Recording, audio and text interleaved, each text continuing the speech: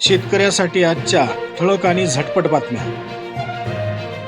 शेतकऱ्यांना कर्जमाफी देण्यासह विधानसभा निवडणूक प्रचाराच्या काळात दिलेली सर्व आश्वासनांची पूर्तता महायुती सरकार करेल अशी ग्वाही मुख्यमंत्री फडणवीस यांनी शनिवारी विधानसभेत दिली. धान उत्पादक शेतकऱ्यांना यंदाही मिळणार 20,000 रुपये बोनस.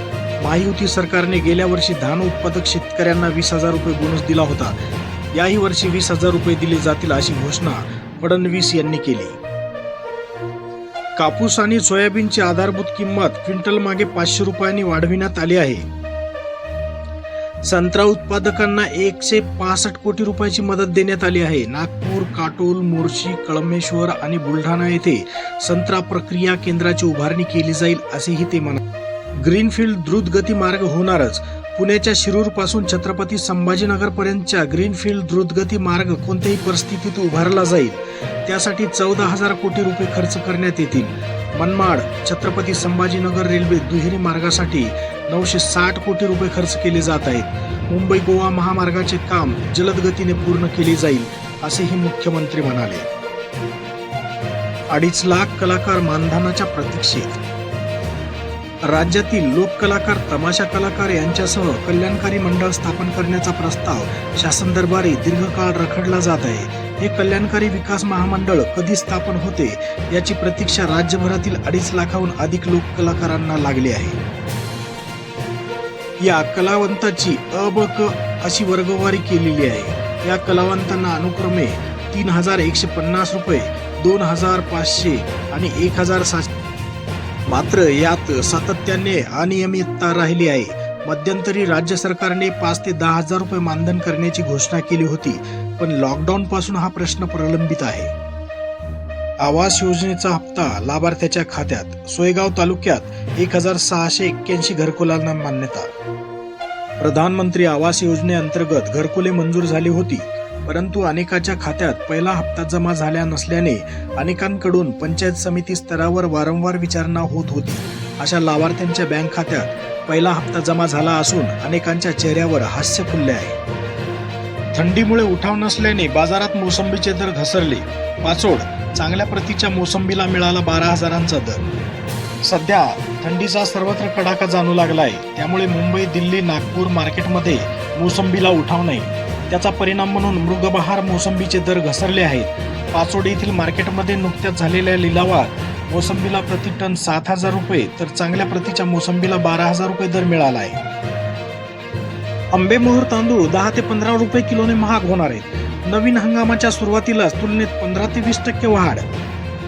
सुगंधी आंबेमोहोर तांदळाचा राजा म्हणून ओळखला जातो. हा तांदूळ महाराष्ट्रात सर्वसाधारणपणे 12 महिने वापरला जातो. विशेषतः पुण्यात आंबेमोहोर तांदळाला खूप मोठी मागणी आहे.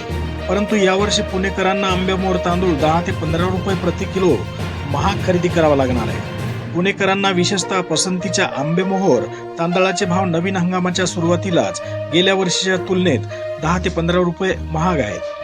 शेतकऱ्यांनी रस्त्यावर ओतले दूध. किमान 40 रुपये दर न मिळाल्यास मंत्रालयाच्या दारात दूध ओतू. बीड जिल्ह्यात रब्बीची पेरणी 108%. हरभरा पेरा अधिक. रब्बी हंगाम 2024-25 मध्ये जिल्ह्यात सर्वसाधारण पेरणी क्षेत्र 3,32,353 हेक्टर आहे. 18 डिसेंबर अखेर पर्यंत 3,59,469 क्षेत्रावर पेरणी झाली आहे. एकूण रब्बी पेरणीच्या क्षेत्राच्या तुलनेत 108.2% पेरा झाला असल्याने आकडेवारीवरून दिसून येत आहे. रब्बी ज्वारी, गहूपेक्षा हरभरा लागवड अधिक क्षेत्रावर झाली असून इतर पिकाची पेरणी थोडीफार अधिक. कांद्याला हमी भाव द्या.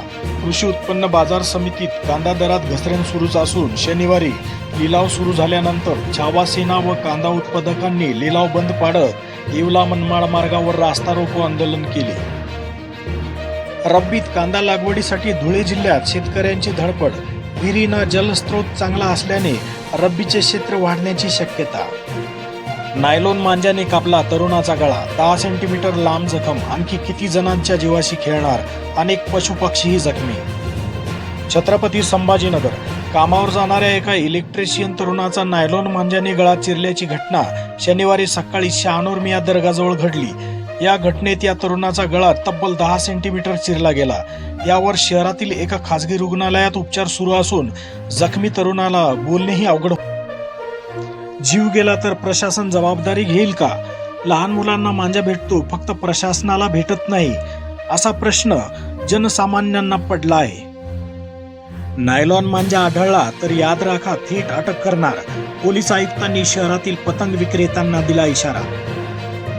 माणूस पशु पक्ष्यांसाठी प्राणघातक ठरणाऱ्या नायलॉन मांजाची विक्री करताना कोणी आढळल्यास संबंधिताविरुद्ध गुन्हा दाखल करून थेट अटक करण्यात येईल, असा इशारा पोलीस आयुक्त प्रवीण पवार यांनी पतंग विक्रेत्यांना दिला आहे. थेट अटक करू, उडवताना आढळल्यास ही कारवाई. प्रत्येक दुकानात पोस्टर बंधनकारक. सखोल तपास करा, सूत्रधाराला पकडा. शरद पवार यांची मस्साजोग प्रकरणी मागणी. बीड परभणी पीडितांच्या कुटुंबियांना दिली भेट. राहुल गांधी आज परभणीत. संविधान शिल्पाची तोडफोड व परभणी हिंसाचार प्रकरणी ताब्यात घेतलेले व पोलिसांच्या कोठडीत मृत्यू झालेले सोमनाथ सूर्यवंशी यांच्या कुटुंबियाची भेट घेण्यासाठी लोकसभेतील विरोधी पक्षनेते राहुल गांधी आज रोजी